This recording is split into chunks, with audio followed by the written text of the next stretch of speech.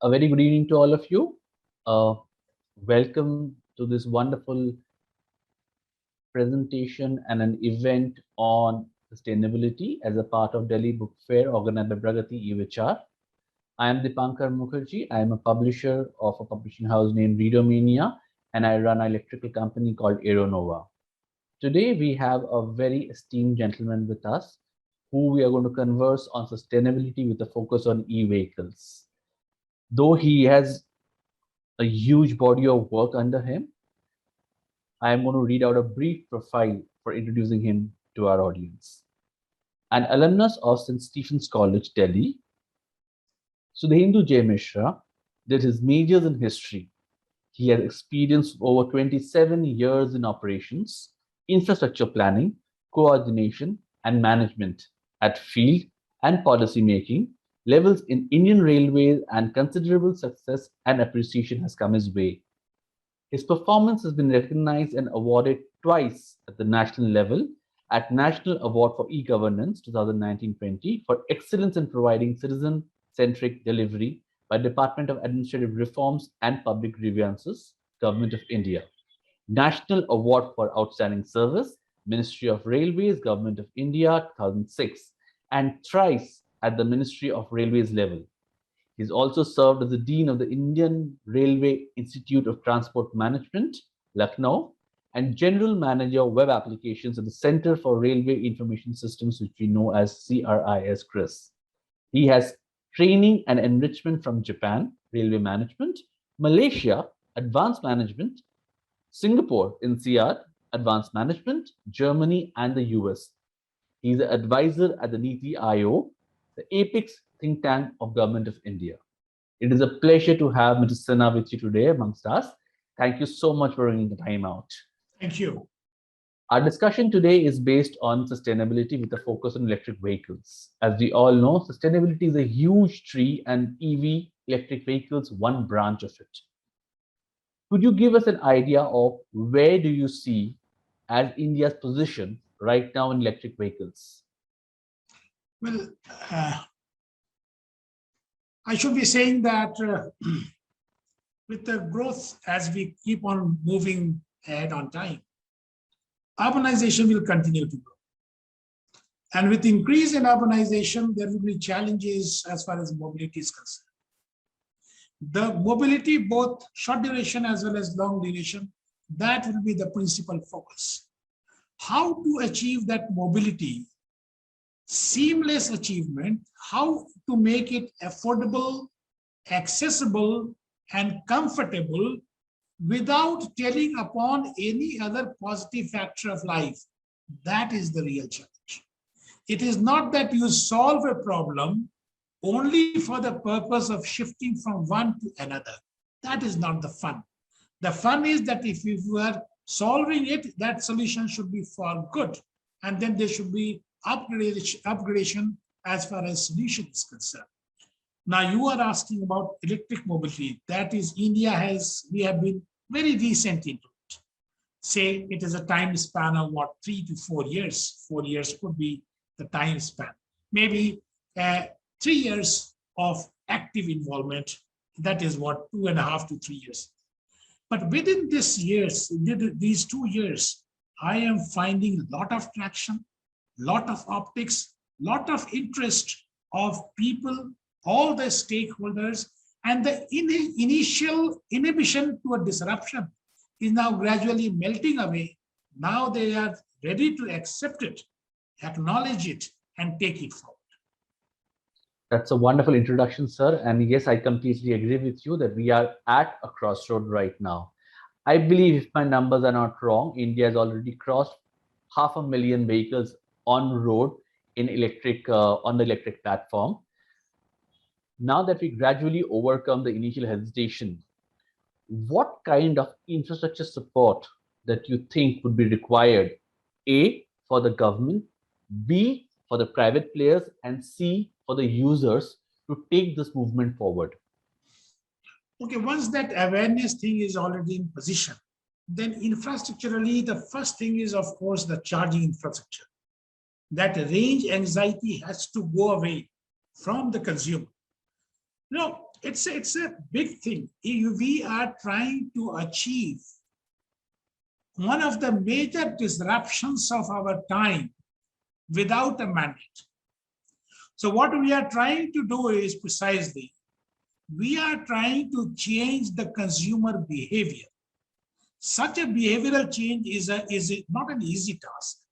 It comes only if you are in a position to give them the comfort that if you are switching from your earlier comfort zone to the another one, it's for the good, for better. It is not for the worse. So whatever anxiety factors are there, and there are 6 and 7 anxiety points before a consumer, charging infrastructure is one of them. We want to take this charging infrastructure as a kind of mass movement for the country, so that rather than charging stations, of course, that is for the car, it should be charging points in the same way as we have our mobiles. So for the two-wheelers and for the three-wheelers, every electric pole at a public place where they have got natural inclination to stop, that should serve as a charger, that should be equipped with EVSE, and that should be serving the charging point that should enable the charging of the vehicle. That is the idea. So completely increasing the number of the charging infrastructure in a grid pattern. So within a 3 kilometers, you are able to touch base on one of the charging points. Number two, the duration between this charging should be very less. So within, say, 5 minutes or maybe max to max 10 minutes, it should be completely charged. And the third is that the kind of vehicles that should be gradually proliferating should be the ones that should be of a wide, longer range, so that you know that if your vehicle, I'm talking of two-wheeler to start with, if the vehicle is got 150 kilometers or maybe 100 kilometers, you are sure of that in a day, normal day, you will not be needing a charging. You can go back to your residential area and get them charged.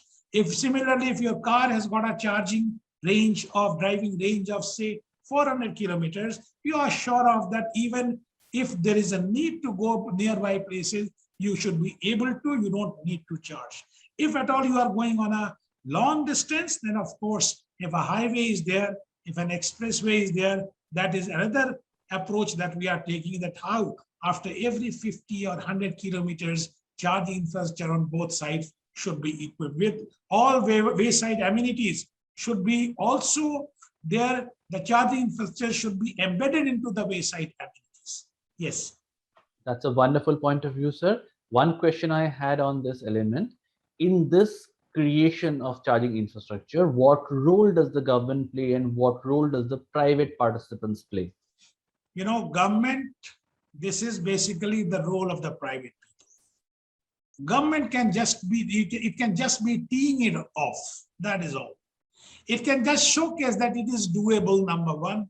Number two, the only thing that we can ensure is that you are meeting the requisite standards of safety. That is all. Everything has to. So our government's role is that of a facilitator. We want to ensure that charging infrastructure gets a prominent place in the electric vehicle policy of the states. We want to be sure of that all the specifications and standards relating to charging infrastructure have been released. We want to ensure that when it comes to size and scale of production of those infrastructure, it becomes very, very affordable. And finally, if there are issues with regard to approvals, for example, land, for example, connectivity to, for example, electric supply, there we pitch in and we solve it. But finally, it has to be done by the private people. So I would say this way, that the government's role is only confined in just snowballing it, that is all. And then it has to be driven forward by the private people. At this current juncture, do you see that creation of charging infrastructure can be a profitable private venture, or do you think it will take some more time to become a profitable private venture for corporates? I will say that this is slightly a difficult question, because if we are talking of the 4 million plus cities, that is to say, I mean, we know the 9 cities. So in these 9 cities, they what we call the lighthouse cities. So precisely in these cities, on specific locations, it will definitely be profitable. But if we are talking of, say, tier 2 cities, or in some of the states, we are gradually still in the process of adoption, for them, it may not be profitable from de novo. But yes, after a gap of, say, 3 years or so, it should definitely be profitable. There's no way out. Is the government already pointing out a method of planning the charging cost and price for the electricity being used per unit method or some other method of charging? Yes, yes, there is a method. There are clear directions to the states. But the point is, it has to come from the states, because discoms are under them, distribution companies are under them, the municipalities are almost controlled by them. They are the ones who are owner of the land banks. So that sort of commitment has to come on behalf from the states. And that commitment cannot be an oral commitment. It has to be legislated. It has to be stitched into their EV policy. That is precisely where we are acting. We are encouraging them that you have to go it on this way. But otherwise, there is a clear direction that whatever the cost of supply is, you can't be charging more than this much percentage over and above that. That is a clear direction. Great. Okay. Coming to the other angle of electric vehicles, we clearly have different segments in vehicles. We have the passenger segment, we have the commercial segment. Do you see that the adoption in passenger versus commercial will happen at different rates? For example, we already see that the e-rickshaws are quite prevalent in multiple cities, even in the tier 2 level. So is that an indication that maybe lighter vehicles will get adopted faster than heavier vehicles? Would you say that? Yes, I would say that. I would definitely agree to what you are saying, that the adoption of lighter vehicles will be faster. Precisely, that is not only in case of four-wheelers. You can take it from the scooter segment to the heavy trucks. It is the same process. The simple reason is that the smaller a vehicle segment is, the more and the better patronage it gets. It is affordable. That is why the patronage that is there, it is easier to adopt them.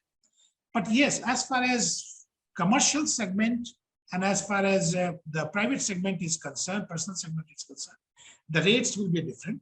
The rate of the induction will be different.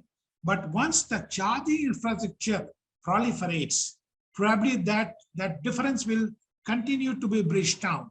They will get in convergence. Yes.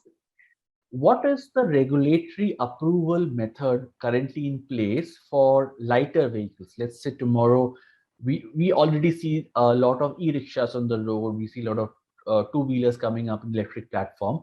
Are the norms of approving a new vehicle design, a new platform, same as the internal combustion engine based models, or are they different in terms of approvals? Okay. I think as far as the safety standards are concerned, it is almost the same. So if you are attempting to start a new segment altogether, or if you are attempting to pull off a new type of vehicle in a particular segment, in either of the cases, it has to go through that method of getting all the ratifications, all the approvals for the safety purpose. Otherwise, for example, you mentioned about charging infrastructure. If tomorrow you decide to have your own charging infrastructure, you want to sell it off, there's no bar on that. There's no license is not required. Nothing is required. So all those processes have been simplified. Rather, if an OEM is coming out with a new vehicle altogether, there are a lot of support systems that are being given. No. For example, for the automobile components also, there are special supports are there. So we have got diverse PLI scheme is there. There is a definite PLI scheme, the completely dedicated PLI scheme for automobiles and automobile components. That will be coming in a very short time, that is likely to be released by the government. Otherwise, there is a definite support to these people in coming, and more than the central government, even the state governments are keen that they want them to be established in their own places. Great. So that's a wonderful news. One important question that we keep asking these days, especially as the younger generation, that what scope lies for startups in this entire electric vehicle revolution, and how is the government ready to support startups? Now, as far as the battery manufacturing is concerned, let's break it in three portions. One is automobile components, one is battery manufacturing, that is advanced chemistry cell as a storage device, and finally third is the vehicle as such. Now, as far as battery is concerned, there is a concept of niche cell, niche technology. So if somebody is trying to come into that niche area, there is a definite support is there. That is one. Number two, automobile components. If a new startup is there, that again, as I have told you that very recently the government is they are going to come out with the PLI scheme, and I'm sure they will have to be fabulous in support of the startups also. In addition to that, there are those startups which are already registered on the platforms of the government. They are getting a lot of support is there. So for startups, state governments as well as central governments, they are creating that ecosystem where these startups can flourish and they can come out with something that is really, really affordable, that is really, it is reducing the price for the entire consumers. Yes. Great. So now that we have understood the entire ecosystem and the deals around it, I have a few naysayer questions. The first one amongst them is, a lot of people come back and say, electric vehicle is very easy. Pick up a chassis from somewhere, pick up electric motor somewhere, combine them and put together, your vehicle is ready, which is how the e-rickshaws evolved. Now, do you think this kind of fly-by-night kind of an arrangement between a chassis maker and a motor maker eventually lead to a bad name for the industry, and will that somehow slow down the industry? Yeah, no. The idea is that is the reason why we are insisting on localization. There are very, very stringent parameters that we want them to meet. For example, one of the PLI scheme, one of the very disruptive PLI scheme, rather the most disruptive other than solar one, is advanced chemistry cell, as I mentioned. And why I'm mentioning advanced chemistry cell? Because the vehicle is nothing, it is 50% is the advanced chemistry cell. So in that we have laid down very, very specific, stringent, world's best parameters that we expect the manufacturers to achieve. Then only they will be given support by the government. Similarly, the new OEMs who are coming into the phase, we are asking them that you have got to be value localization, that is make in India concept has to be there.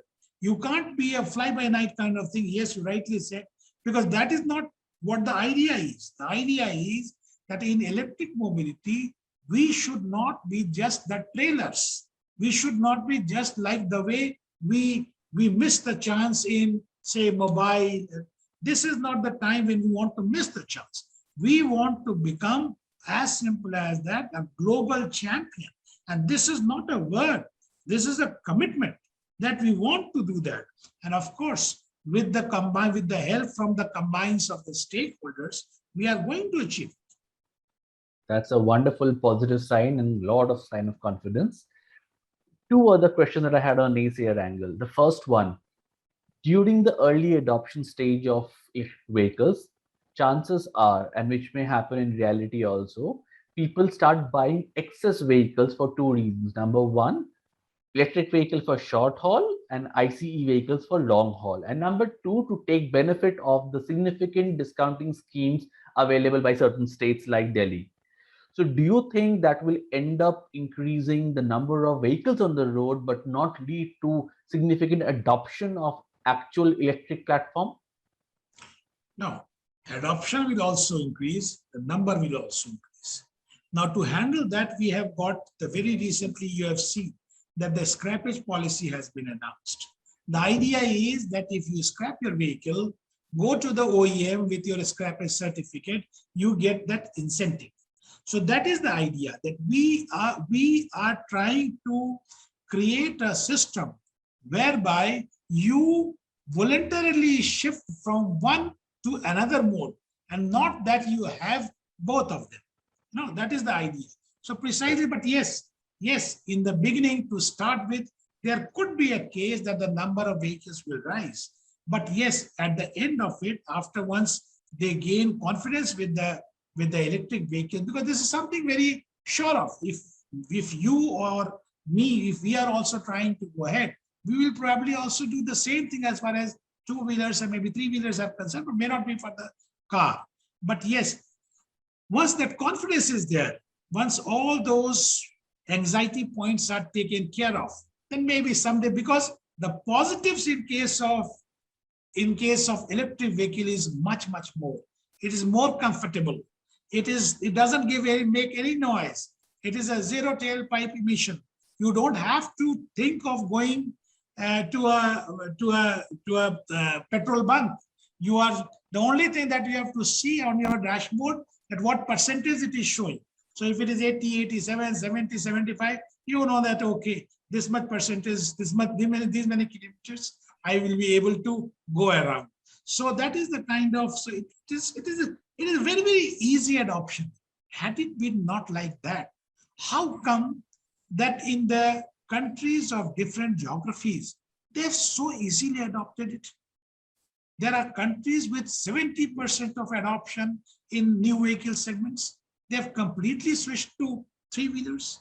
And similarly, in India also, let me tell you, in other segments, for example, the last mile delivery people, Amazon, Grofers, Big Basket, Infosys, all these people, they have also combined together, and what we call the Shunya campaign. We have what is campaign, zero pollution delivery campaign. And all of them, Swiggy, Zomato, all of them have decided that no, it's time that we completely switch over to the electric mode, and they gain it. They have got carbon credits for that. They know how to, go ahead on it. Correct. Do you think the condition of our road infrastructure in India is an impediment in some way? Not road infrastructure today. Definitely not these days. I mean, it is the time when probably roads are the most blooming thing of the country. At a time when the government is so much of money is being spent, in addition to that, such a highest pace of manufacturing is going on. I mean, the highest pace of laying down of road is going on at a time when we are planning that if our daily highway should be, of course, to the tune of say 100 kilometers a day kind of thing is there. That is the aspirational targets that we are trying to frame for ourselves. I completely agree with you on the growth of infrastructure and roads. My question was slightly different. I was asking about the condition of existing roads in cities, primarily about the pothole scenarios, the mud scenario, and waterlogging scenario. Does that lead to problems with the electric motor which drives the car or the electric vehicle? Yes, they are working on that.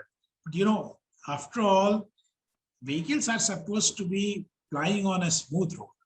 True. They are not right. made for that. They're not made for potholes. They are not made for potholes. But anyway, yes, it has got two aspects. One is, of course, the maintenance, improving upon the maintenance.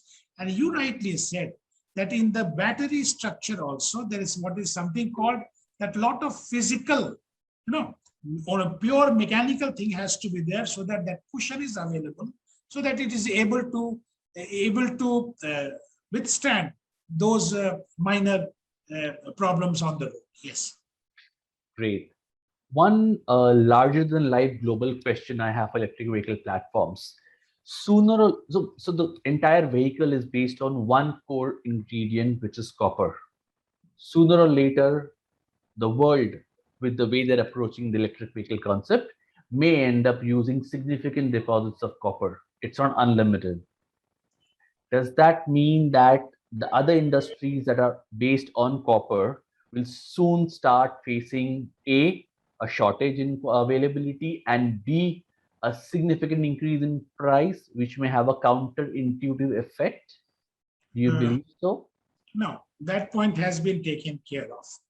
So yes, as of now, the most prominent chemistry is that of in which lithium is used, in which copper is used. Yes, that is what the chemistry is. But alternate chemistries are also coming in a big way. That is number one. Number two is that precisely this is the reason why we are talking of circularity. Circularity, the circular economy. So all these, there is a special study that Government of India has recently, rather it was a committee that has gone into it, that is lithium ion battery circular economy. Similarly, circular economy around the end of life vehicles. So that circularity is there.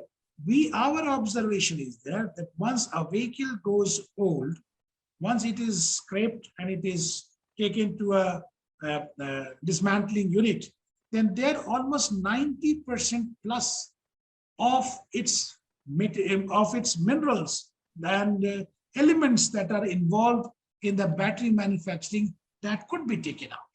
And then that is the reason why we are asking even OEMs that whatever stuff comes out of the circular economy, you have to move them back into the economy. That is what the idea is.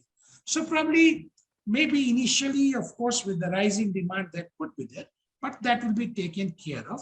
Moreover, for example, lithium, very recently we have found our own deposit, and we are getting into a lot of agreements with other countries so that the supply is, the robust supply is there, and the confidence among OEM is there that there will not be any problem at all.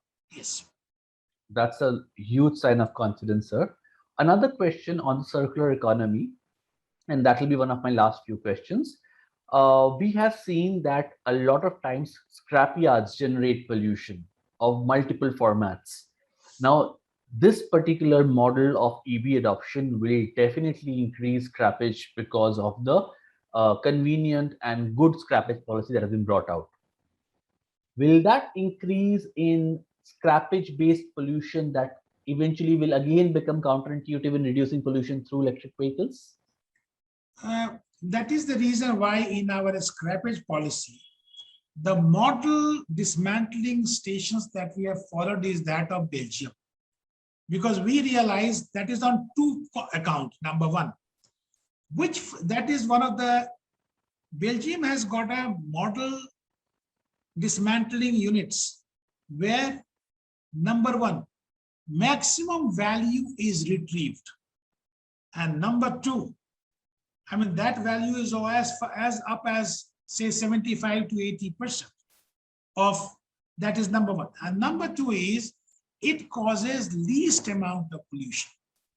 So that has been taken care of. It is not that we want to develop the entire system of dismantling and scrappage in a very, very haphazard and unstructured way so that everybody is into this. No, we are trying rather that if it is hitherto it has been unconsolidated one, this should become a consolidated one. Because as of now, what happens? It is the kawadiwala whom we look for, and he comes in the morning and whatever stuff is there, that is what we give it to them. But that is not precisely what happens to others. And the same system will be in position here once we say that if you go to a particular place and dispose of your vehicle, then you get this particular value, and that is a high value. So that is the reason, so that we are encouraging you to go and do it there. And of course, then of course you will also be a kind of, you have to be a little responsible also, that you take it through a proper route whereby it doesn't cause any pollution, it gives value to you, and then you get that value back as when you are going to purchase the new electric vehicle. Great, sir. That sounds interesting. My last question before I close the session. What is the extent of primary research that is happening in India right now in this entire electric vehicle policy? Are there specific institutions which are working towards it? What is the quantum of patents that India has managed to garner in this space so far? Okay. So let me handle this question. What we have done is that we have been encouraging our IITs to get into this spectrum. And today, 7 IITs have got specifically dedicated departments and programs for electric vehicles, for battery and transformative mobility. So we have got IIT Delhi, Mumbai, Guwahati, Mandi, Ropar, Hyderabad, Chennai. These are the IITs, 7 of them I named. These are the IITs that are doing something wonderful. In addition to that, we are also encouraging those IITs which have not joined the bandwagon till now, or they think that, okay, electric vehicle can be just handled in the normal course of electric and electronics department, or maybe mechanical department. We are encouraging them that no, it is a very, very specialized kind of thing. You have got to do it. That is one. Number two, we have got a lot of interactive sessions with the CTOs of the OEMs. And we are telling them that we do agree that your site of research will be slightly limited. Because what you will be doing is, what these OEMs will be doing is, they will be primarily working on those areas of research which will give them cost-cutting methods, which will reduce their prices. In addition to that, we are asking them that please come out with a clear problem statement which can easily be understood. There are clear delivery time. You can fix a timeline, get yourself connected to the nearby IIT, and we are there to facilitate for that. You support the program, and within a time span of 6 months to 1 year, you should be able to get the solution. So, IITs, they are very intelligent people. They can see that what opportunity is there. They are so, they are having master's program, they are having undergrad program. This all happened in a last time span of say 1.5 years. This is what has happened. So every IIT is practically joining because they know that tomorrow when the manufacturing starts in India, tomorrow when the advanced chemistry cell manufacturing starts in India, when the new components of electric vehicles start being made in India, they will be the most sought after people. So they know this. That is the reason they are taking this transformative mobility in a big way. Plus, as you mentioned, one of your questions was, they are the ones who are thinking of how to come out with alternate chemistries on where the dependence on the minerals and elements and the metals that we import from outside, that is reduced and we become independent on them. That's great, sir. On closing remarks, where can people go to read more about the work that's being done in India and about understanding electric vehicles better? Is there a place, is there a website, a portal that the government is facilitating for the information?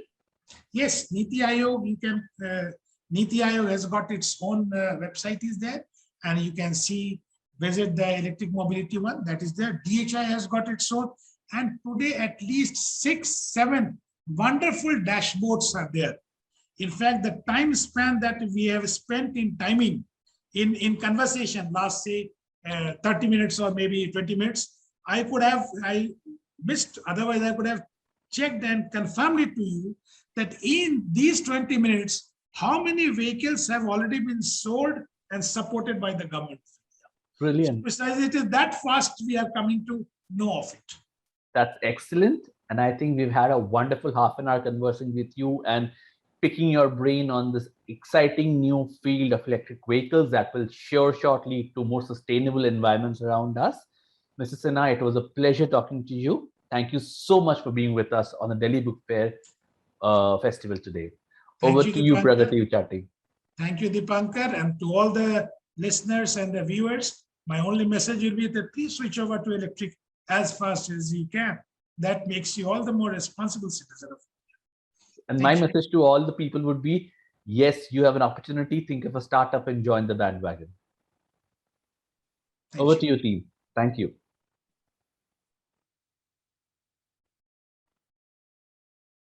Do we have any questions coming up from any viewers right now?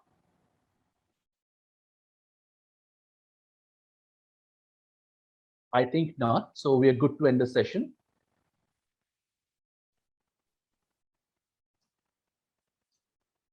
Could I latch off now, I Dipankar? think so, sir. You can latch up now. See you soon, sir. Thank you. Please, please. Always welcome.